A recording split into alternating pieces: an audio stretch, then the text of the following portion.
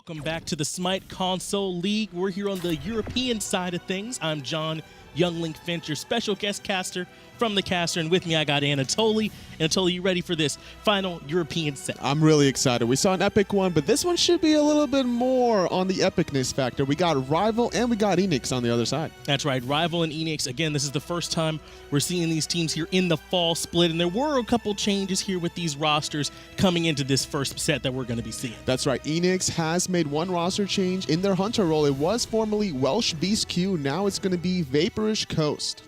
That's right, Vaporous Coast. We're going to see how he does meshing with the rest of this roster. We do have those picks and bans ready, so no waiting. We're going to get right into the action here for you. Anything in particular that you got your eyes on here, Toly? I really want to see how RivaL has made some of their adjustments in terms of picks and bans coming from the summer to this fall split. You know, they made such an impressive run in the previous split. RivaL has been always at the top of the European set in the scene, but they've always struggled on land until that summer Valencia finals where they defeated Soar Gaming. That's right. They were able to show that they could play up against the big guys like Soar, one of the stronger ones on the console scene right now. And taking a look at these bans, I mean, I'm not surprised. Huge focus on these supports, especially Ardio and Terra. You don't want them getting through in the games, and Chulainn going to be the first pick that comes through for RivaL. Pretty standard stuff in picks and bans, with the exception of this Nox ban from RivaL, really trying to shut down 50-meter fly from playing that in that mid position. Has a lot of control, and without that control, this kind of allows RivaL to run more of an aggressive frontline penetration comp. It seemed like the ones with the strong front line, though, might be Eanix, Wukong, and Sobek, both very disruptive in the back line. So Eanix looking to cause a lot of problems for the back line of RivaL. Camazotz and Soul, the picks for RivaL, though. Very aggressive RivaL right off the bat. Camazotz, Chulainn, Soul has that long-range artillery follow-up that you really want between the Stellar Burst and the Supernova. And Eanix has a pretty safe composition with the first two picks. And there's the synergy. The knockup from the Ox, the knockup from the tail flip can set up a Willish's ulti so well. And the pluck. It's really kind of a nightmare if you're on RivaL having to worry about this Awilix in the jungle pulling you over walls, just into the back of team fights. And Camazotz and Chulainn do have some smaller jumps to worry about a little bit too. They can disjoint certain abilities, so if they time their jumps correctly, they can avoid a lot of burst damage, specifically from the Feather Step of Awilix, also from lurking in the water of that Sobek ultimate. Now, we see the bans for Eanix, Ares and Hell banned out down here. So Ares a bit more of the aggressive support, trying to limit RivaL's options there. And Hell, they don't want to have to worry about that sustain. They do end up locking in Ram for Eanix, but that's a lot of late game damage you're getting from Ram. And that's not a bad idea to run this late game composition from Eanix. They have the protection that they need between the Sobek and the Sun Wukong, being able to control team fights, whether or not they want to be aggressive. That's up to them to dictate. Now, Fafnir, Cernunnos, and Soul, that's kind of scary as far as objectives are concerned. That Coerce, in particular, can set up those Tower Shredders to do even more damage. It's going to be really scary for Eanix if they don't have vision around this Gold Fury. The composition from RivaL is screaming early objectives between the Magical Hunter, Physical Hunter, and the Fafnir to boost their attack speeds. Raijin is that final pick for Eanix to go into the mid lane. Looks like that's what Fly is going to be piloting for him. And Raijin, we talked about those objectives. He does a good job contesting them. He does a good job clearing the wave as well to allow you to make the first rotation for those objectives. Heading into this game, RivaL against Eanix. First set for both of these teams heading into the fall split. Eanix and RivaL looking to try and get their feet wet here in this first game. We do see everything going about where we expected. Fly and Watson hanging out here in that middle lane. Something we've been seeing a little bit more, at least on the PC side of things, is that the AD carries kind of hang out alone in that dual lane, but it looks like both our supports are going to be over there in that jungle to give them a little bit of aid here through the early. And this just shows the veteranship of the PC side of things, of how much experimentation that they've been doing, that they feel confident leaving their hunter alone. But in the console side of things, leaving your hunter alone, not the best idea, because if you have that lane collapse on you, you're going to start giving up Gold Furies very quickly. RivaL does leave Watson alone in the middle lane so that Rapio can start at that speed buff along with the help from Gnome. Now they're able to go back to the wave, which was already pushed by Eanix, and Eanix are making the call to go in and invade on that blue buff. And with a Sun Wukong getting this blue buff, he's going to be able to control the wave really well. Gnome on the Chulainn doesn't need the mana buff there, considering that he has no mana to work with. His whole mechanic is revolved around that rage. But if he did have that blue buff, he would get a slight HP 5 instead. Predators takes a lot of damage, though, for the invade, and he ends up dropping to Gnome. So it looks like they were able to successfully invade. The blue buff still on the ground, but they pay for it with their life, and now Auzrik in a lot of trouble as Gnome rotates in, jumping back over the wall, at least able to secure that farm, though. Not connecting on the stun onto Auzrik, but Predators not respecting the early game pressure that a Chulainn can provide. Once you transform into Dr. Jekyll there and Mr. Hyde, you are going to be doing a lot of damage. You get an extra set of abilities between the root, between the stun. Predator still a level 2. I'm assuming he didn't get his 72 transformations to escape that sort of aggression.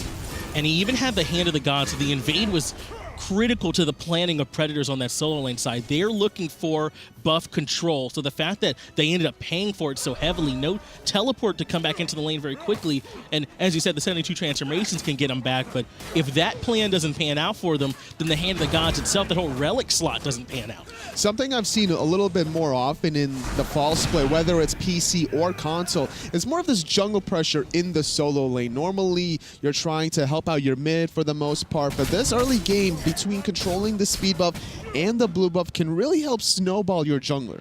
And this solo lane was going to be where the action was anyway. These solo laners, Gnome and Predators in particular, are both high-level players. So that's why we've got so much focus over here. And exactly as we expected, it got off to a high start. Right now, Gnome is enjoying about a half level or so lead over Predators, and that's got them able to come over to these elementals first. But Auzrik doesn't want to give it up for free. He's at least rotating, but unable to contest as that rage form comes out for Gnome. 50-meter fly was unfortunately a little bit too far from the action. Had he been a little bit closer with that level 5 play, they could have potentially looked for a pick, but better safe than sorry, considering Predators needed to sit back in his own lane, soak up that experience that he missed from his earlier death.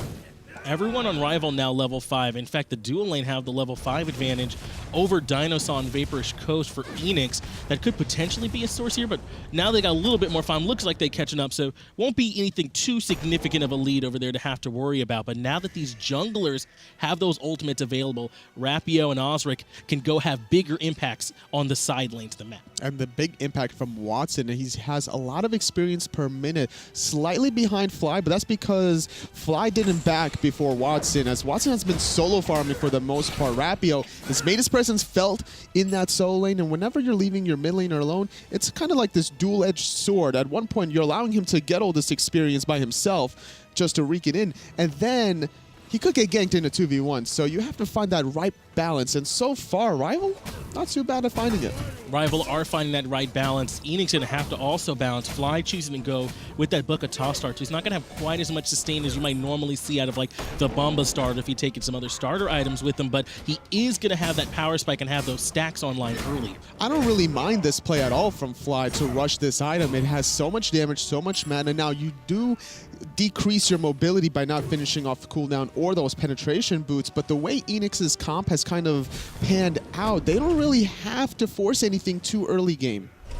DineOhSaw and Jacob trying to fight a little bit here over these oracles as they're about to spawn right here by the Gold Fury, but he did get the rotation from Dobson and from Watson, so they're able to go for these oracles no problem. They both go the way of Team RivaL, so that's going to be some uncontestable vision they have taken right in the face of Eanix. And Eanix were just innocent bystanders during that whole process. Whenever you see a team get a neutral camp objective, if you're not really going to contest it, you might as well not even be there. Use your time more effectively by trying to get something else on the side of the map. Specifically, this right side mid-harpy that's available, and now RivaL are securing it.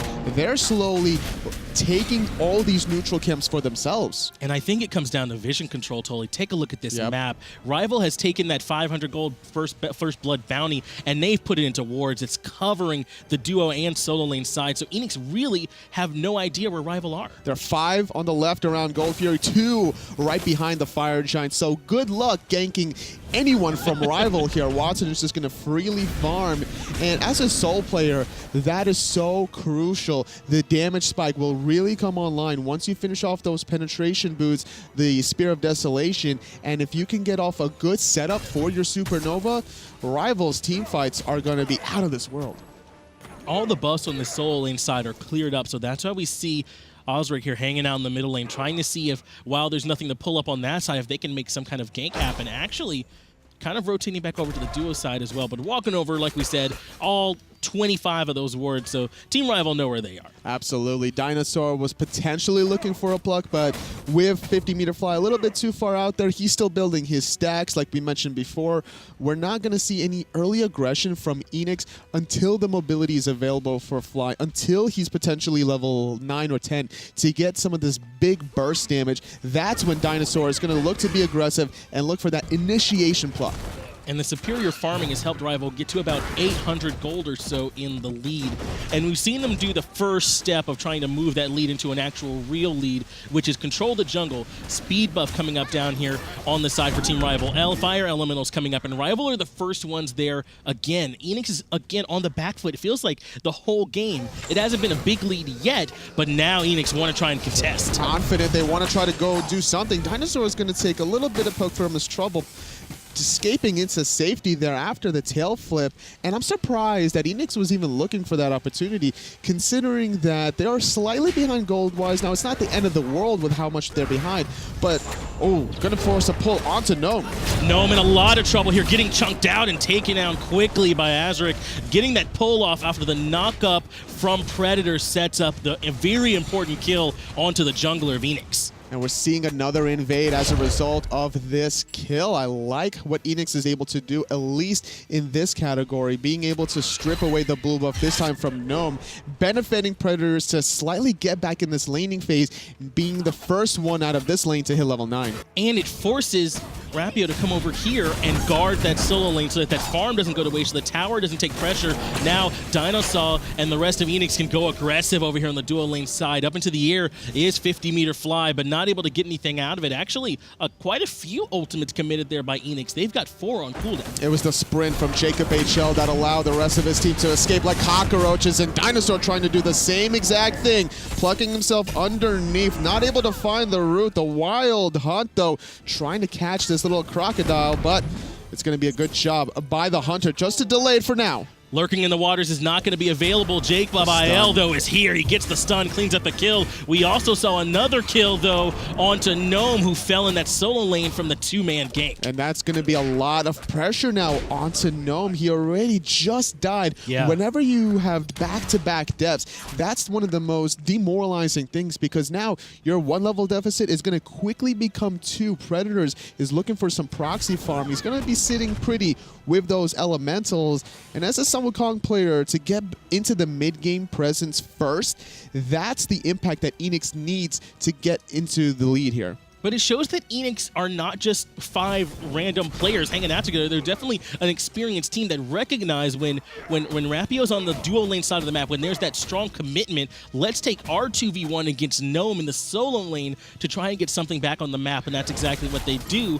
Now it's Gnome who's sitting about 2 levels down behind Predators. That's huge. This is why we're seeing so much isolation in the dual lane, because that's the only change from Eanix between splits was that Hunter. The rest of the team has been playing together for a long time, so the synergy is there. Let Vaporish Coast do what he needs to do in the early game. Trust his mechanics to be able to not get out-farmed by Dobson, and then his Rama late game will be felt. And the vision control on duo side is now shifted in favor of Eanix. They've got 2 sentry wards placed, one around the Gold Fury, one around the path right into the jungle at the top side of the mid lane. Now they're the ones who have a little bit more pressure in the vision if they want to try and start up a Gold Fury, but it looks like one more time they want to try and contest this speed buff. Well, Eanix definitely want to look for this because 50-meter fly has completed those pen boots. JacobHL has made the rotation here, but it was only a little bit of a bait. Maybe Eanix are looking for this Gold Fury instead. They are positioning themselves aggressively here. They have 3 members over here while there's only 1 on the side of Team RivaL, able to recognize that and try and get some positioning, but not more coming from it. It's Auzrik, though, who's hanging around this side, trying to see if Team RivaL will come up into that jungle, but he ends up getting sandwiched by JacobHL, who's there to try and get the hammer toss off. Wukong now in a lot of trouble, having to back away. 2v1 on the left and a 3v2 on the right as JacobHL is now making the rotation back to the mid lane. Good job by Dobson securing his own red buff, but it's at the expense of his own ultimate. It's about a 90-second cooldown that Eanix could look to exploit. That ultimate won't be available for Dobson if there's further aggression from Eanix. It's one of the better ways he has to peel from himself. Everyone's backing off over here on the solo lane side of the map. Now, though, as we cross that 10-minute threshold, we're at 11 minutes.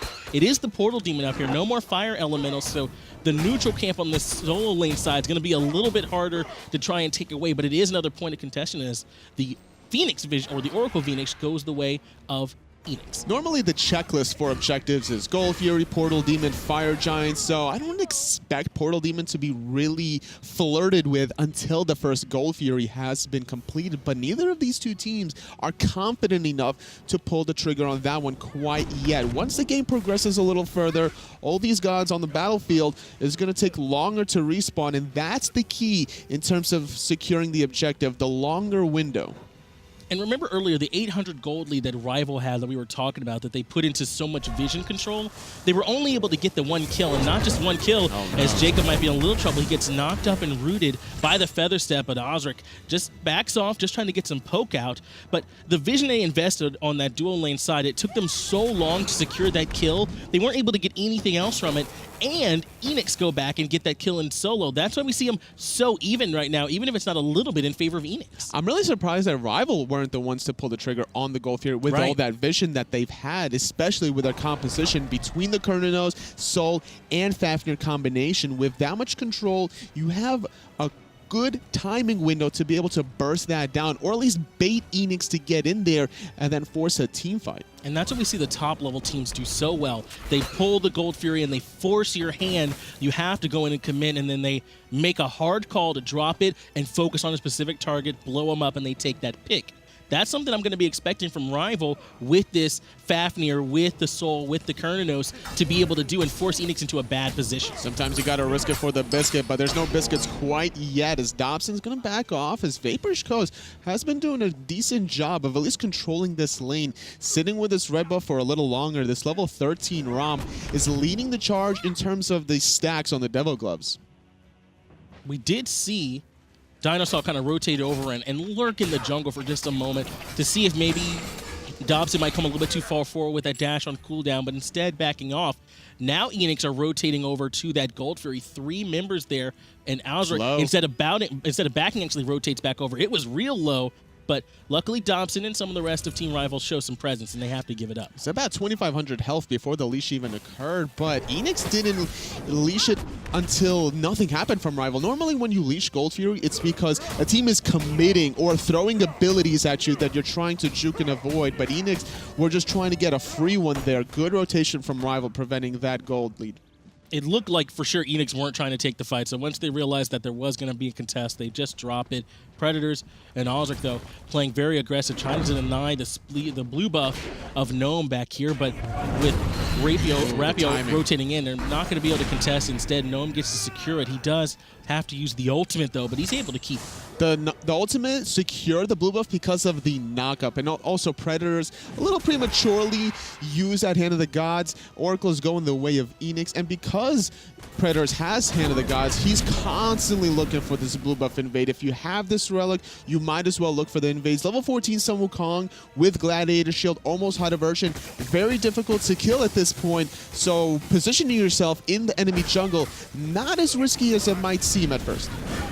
We were talking a little bit earlier about how safe Watson's trying to play. We see him go with that Book of the Dead. That's why you can see he's got that health shield built up at the end of his health bar there. Book of the Dead allows you, when you lifesteal pass your full health bar, to build up a shield. It's essentially like having just extra health on the item when you bought it. Especially considering how much damage 50-meter fly is going to be doing from a distance once he bangs on those taiko drums, and that's an interesting option because most Soul players will opt for the Bancroft's talent, trying to get the huge magical power spike. If she ever gets dove on, she'll just drop Supernova all around herself, and then because she's so low, that Supernova is going to just melt people. But going for the safer option, I like this idea from RivaL, but they're just not playing to their comp. 15 minutes in, 2-2 are the kills. Everything's sitting out very even. Just checking out Watson hanging in the middle lane. Again, though, I expect it to be RivaL who are the ones that make the first call on one of these neutral objectives, and I expect them to do it by way of trying to look for some kind of pick. In particular, after the early game, Rapio's been a little bit quiet on this Camazotz. He's got a lot of pressure he's able to put out, so I wouldn't be surprised if it's him that ends up starting an engagement. It depends on the positioning of this engagement. I think Eanix has a more upfront way to engage between you're looking at Predators and DineOhSaw to engage for Auzrik to find that ultimate knockup, whereas JacobHL has to throw his hammer from a distance and look for that primary setup stun, and then you got Dobson to follow up with a root. The team fight synergies, I think, favoring Eanix in the mid to late game. Predators was over here before Gnome, but it took them so long to get anything started up that Gnome is now finally a part of the fight. Gold Fury is very low. Up into the air is Rapio, and the Gold Fury does end up getting taken down, but Gnome ends up taking down Auzrik as well. But it's in the backline, Rapio trying to look for the very low Predators, who's up into that somersault cloud. Up into the air, he knows if he comes back down, it might be just a little bit too dangerous, as 3 members of Team RivaL are waiting on him, and he just has to back off. Eanix able to confirm that Gold Fury, but not until Auzrik fell for his death. Watson could be in a little bit of trouble. He's that staggered little antelope in the back of the trail, but the rest of Eanix not able to catch him. A little bit too quick on the draw there. With Portal Demon available, recognizing a 5-on-4 advantage for another 12 seconds. Now it's RivaL forcing the objective. Trying to get something back after letting the Gold Fury draw, but 50-meter fly is right around, and up into the air is Vaporish Coast as well. Eanix steal it away, and now Predators is the one who's in a lot of trouble. Watson gets the kill. It seems like RivaL can't get the objectives, but at least they can get the kill. But this objective is so huge because Auzrik has revived. He's taking the portal. He's blinking into the mid lane. Featherstep is going to get avoided by the Aegis. Beautiful use of mechanics from Watson, but 3 healthy members from Eanix looking down the barrel of this tier 1 mid tower. Watson stays alive, but that's his Bead and Aegis that are both on cooldown for at least another 145 seconds. Tier 1 tower does fall by way of Eanix. Portal Demon falls to Eanix, and Gold Fury fall as well. They're now sitting at about an almost 2,000 gold lead that they can express despite being down 4-2 in the kills. Despite 2,000 goal lead, heading into the 18-minute mark, not the biggest lead in the world, but it's something to build off of. And Eanix has sacrificed 2 members for 3 total objectives, if you include the tier 1 mid tower, and that's definitely a good trade considering that the levels aren't too high right now. Auzrik was able to revive in time for that portal. Very risky call to not drop the Gold Fury earlier on, considering all 5 members from RivaL were just staring at them. And I was a little surprised that they didn't start that engagement sooner. They had the 5-man numbers there early. Gnome got out-rotated by Predators in that engagement, but because they waited so long, Gnome was able to be there to be a part of that team fight, and that's part of why they were able to get some return kills on the back of it. But either way now, we're back to parity. The Portal Demon, the Gold Fury are down for now. So unless Eanix want to look to start pushing some towers, we'll probably see them reset and try and establish position for this next Gold Fury. It would be a good idea for Eanix to look for that kind of aggression, considering there's no safety for RivaL under that tier 1 tower that's now vanished. And this tier 2 tower is a little bit further away if they wanted to try to escape and look for a back. In the solo lane, Predator is still staring at Gnome, and Portal Demon Gold Fury not going to respawn for another 2 minutes. I'm expecting the action to just still kind of wait until that respawn before either team really fires away. I did want to talk a little bit here. We see Vaporish Coast and Dobson both going, it looks like, into crit towards the end of their builds. That's something we've been seeing a little bit more of lately. You think they're going into the Wind Demon or Poison Star here with it? Yes, they're going to build both of those 2 items. Now the question is, which one do they build first? I'm assuming it's going to be that Poison Star for both of them, considering how aggressive the junglers are. Trying to limit some of the damage output from them, and the movement speed will help the Hunter survive and make it more difficult for Auzrik or Rapio to get any confirmed kills.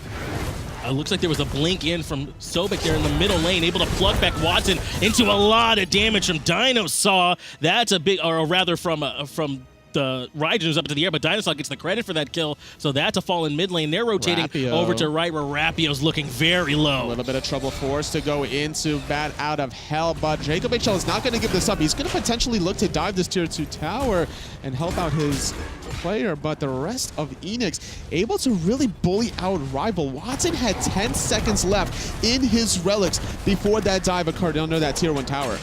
The tier 1 tower now in solo lane is the one that looks to be in trouble. We just saw the lead from JacobHL, and he gets plucked back into 5 members. Raijin comes crashing over the top, but it's Auzrik who ends up getting credit for that kill. Now, so far in this engagement, it's 2 for 0. 4 to 4, things are evened up, and the tier 1 tower in solo has fallen. We were talking about that mid to late game pressure, and Eanix are just grouped up like a pack, trying to secure everything that they can, stripping away the tier 1, stripping away the speed. Golfier is going to respawn in 30 seconds. Auzrik is going to back to look to pick up some wards and make that rotation happen. And Eanix looking so strong, looking so confident here in this first game of their first set in the fall split. And this is exactly what you said you wanted to see from them, Tolly. They came down here and they get the pluck onto Watson that sets up the big kill. They immediately rotate over to the tier 1 in solo, get that one cleaned up, and force Team RivaL into a bad position where they're able to clean up one more kill. So now that they're sitting a little bit more in control of the game at about 2.5K with the gold,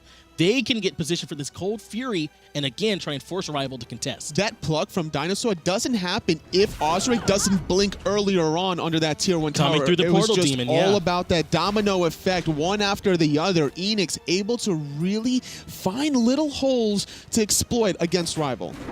And that's what's got them in a position now where 5 members are on the dual lane side of the map. Predator's trying to zone out a little bit in the mid lane and keep Gnome from being a part of it, as finally Vapors does start pulling that Gold Fury, and they're doing good damage. It's already below half health. In fact, there might not be a contest, and it does go the way of Eanix, but it looks like there's some trouble in Auzrik. His beads are forced out, and he's going to have to jump. Rapio now is the one blinking in, trying to look for some return damage, but Eanix are going to get away clean. No return kill this time after Eanix securing their second Gold Fury of the game. 22 minutes in, getting a pretty comfortable 4,500 gold lead, and nothing really that RivaL can do about it. They do have 5 ultimates to the 3 of Eanix, and that's what they're going to bank on as they siege this tier 1 tower. And it's DineOhSaw who blinks in to try and start the engagement. The ultimate does come out from Gnome, and that leads to the pull in from Auzrik, but the damage from Watson is even better. Blows up Auzrik, credit goes to Rapio, and now they're not going to back off yet. JacobHL jumps into the tower, but he might have bitten off more than he can chew. It's a 1-for-1 in the mid, but it's going to be Eanix chasing this down. Shell has been popped. DineOhSaw is looking for the pluck, not going to find it, but Watson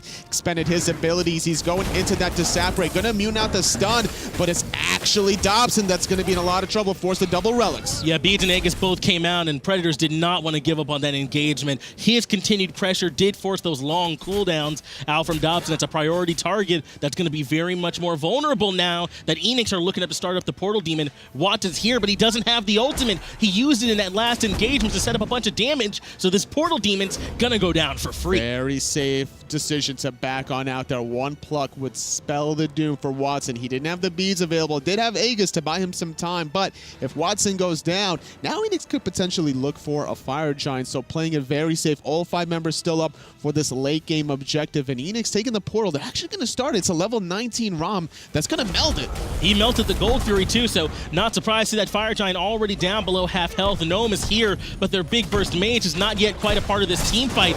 Going in is DineOhSaw, plucking back into the pull one more time. The synergy from Auzrik has been great this game. JacobHL gets blown up, 50-meter fly up into the air, forcing Watson away from the engagement, but now it's Gnome who's in a lot of trouble, very low, and the damage from 50-meter fly once again is just too good. Dobson's in a lot of trouble, caught between a rock and a hard place. That's 3 dead members from RivaL. The rest of Eanix gonna back off for the moment, trying to flirt with his Fire Giant a little longer. They even take the speed buff in front of Rapio's face. 50-meter fly has done so much damage this game, top of the charts. And this is what we see from our elite or top-end teams, able to pull the objective, force Team RivaL to come in and just make the hard call to stop the DPS and go in for the kills. Now Rapio has to try and contest. He's up into the bat out of hell to try and take out 50-meter fly, but 50-meter fly backs off. Now Predator goes for the stun, actually gets juked out, but the blood from DineOhSaw, it's just too much control. Vaporish Toast ends up getting the krill, and Watson commits his ultimate, one less cooldown for Team RivaL. Not able to really steal away this Fire Giant without the Supernova. Blinking in as Auzrik trying to find the Feather Step. The damage is there, but nice use of that first ability from Watson, getting some healing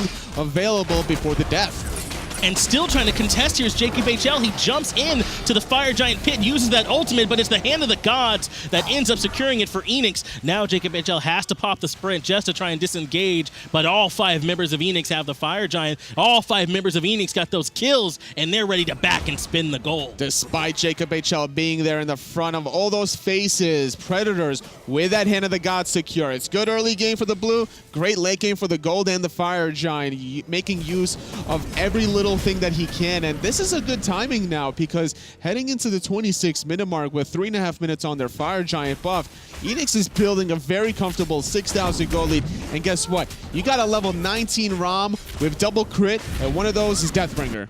Yeah, Ram has been a huge part of what's going well so far for this. Vaporish Coast in particular has been shredding objectives, putting out damage in team fights. But if we want to talk about damage, look at 50-meter fly up at the top, leading everybody. His ultimate, those taiko drums, have been a nightmare in these engagements, hitting multiple members every time, mostly using them for damage, but he's got plenty of utility in there too if he needs it. And this is the point where Eanix are going to start grouping up, stripping away every single tower. There's 2 in the long lane, 1 more in tier 2 mid, tier 2 in the solo side. There's going to be about 4,500 gold remaining for Eanix to build off of. Blink in from DineOhSaw. That's what's been going so well, has been the pluck for them so far. Rapio tries to go in to get something back on it. He's forced into the ultimate right away. Goes in for damage. Has to use the last one to get away. Gnome pushing back DineOhSaw, but it's Watson who's the one once again who's the furthest forest. Aegis already down. The pluck was a little bit off the mark. Doesn't get anything out of it, but Predator's in a lot of trouble. Dobson was very low, and Predator's able to extend his 1 kill counter. Gnome's going to take a spill, as well as DineOhSaw taking out Watson. 3 dead on the side of RivaL, and Eanix are looking very comfortable as they continue the siege on the left-hand side. Tier 2 tower does fall, and only 2 here to try and defend this Phoenix. In particular, Rapio and JacobHL don't have a whole lot to say about it. The Phoenix falls very quickly to the pressure from Vaporish Coast. It was RivaL we thought were going to be the ones burning through the objectives, but it's been all Eanix. They've just been a little too hesitant from pulling the trigger on these objectives. JacobHL has the tools available. He has the coerce.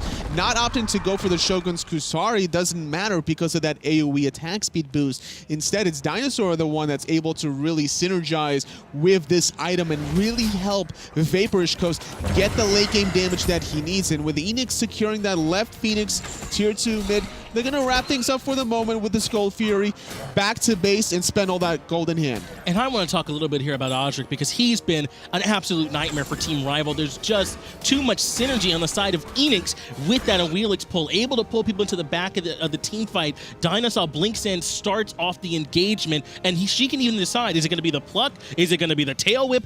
When do I decide to pull someone in the back so that 50-meter fly can light him up? It's so easy to just blink in, tail flip, find the pull for Auzrik, and then use your pluck for safety if you get in a little bit of trouble. Not to mention you also have that lurking in the water for that CC immunity and that slowing minefield. And Eanix are getting to this late game. Nice counter blink, though, out of Gnome, saving his life for the moment. But honestly, if I'm Eanix, now, without Gnome having that blink, I'm not worried about my backline being penetrated. That's the best engagement for Team RivaL. If DineOhSaw has been engaging well for Eanix, then Gnome's been doing well for RivaL, blinking in and getting multiple members knocked up. So now that's something Eanix won't have to worry about, but they're going to go straight for this tier 2 tower in right, and it falls. Now all 3 tier 2 towers have fallen for Team RivaL. Phoenix has fallen in the duo side, and that's the furthest from this Fire Giant, so they're going to have to worry about those fire minions as well. It's all about the cleanup. It's Eanix controlling all these objectives. I don't think they've lost a single one thus far. Even all their towers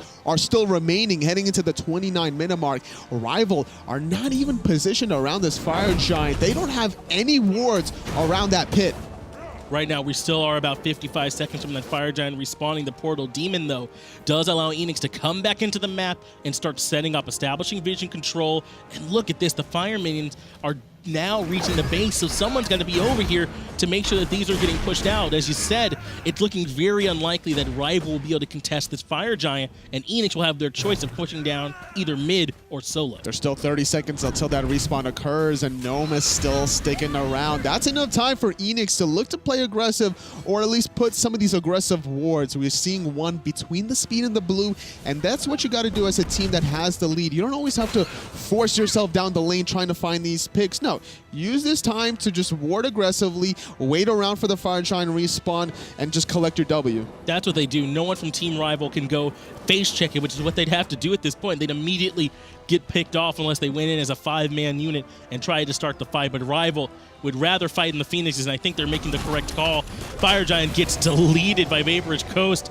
That ROM late game build is coming in huge for him. 3 crit items. The Deathbringer in particular going to be swinging hard. Looking very scary. He's completed those 3 crits, having 60% total crit chance with a lot of attack speed to boost between that Shogun's Kusari on DineOhSaw and his own attack speed steroid. Not to mention 50-meter fly has been doing work on his own part. Still at the top of the charts, sitting only with 5 items, but with that Fire Giant buff. And as you said, he went for that Book of Thoth to start the game out. So his power spike, it feels like it went up and it's been going up all game. Into the Pin Boots, into the Obsidian Shard, Spirit Desolation, Rada to Hootie. He's not worried about health or defense. He's worried about shredding his opponents. And now that's what Vaporage Coast is looking to do. Look at those autos. They're ready to come in. All 5 members of Eanix are here and they're ready to push. But look at the left-hand side. Fire Maidens are flooding into the throne room. The Phoenix is going to absolutely go down. Nobody from RivaL able to defend that one. And this is going to just allow Eanix to keep waiting on the right-hand side because the Fire Minions are going to start chunking away that Titan.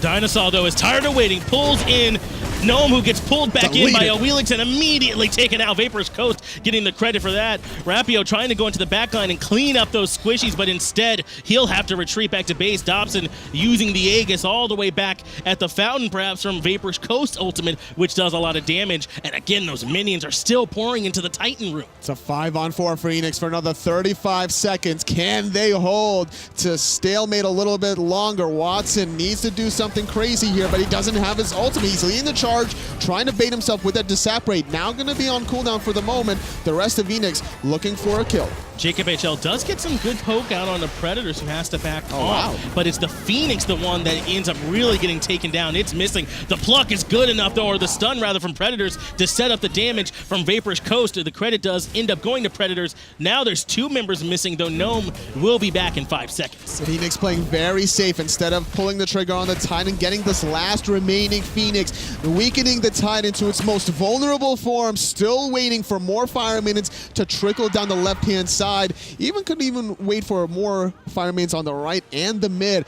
As the rest of Eanix are a little low, they want to lick their wounds from the fountain before they execute the last kill. Team RivaL recognize that Eanix are backing off, though, and they start trying to push up. This is their only chance to try and get those minion waves out of their base, to give their Titan a little bit of moment to breathe. But without the Phoenixes up, that Titan's going to be sitting there at the HP it's currently at.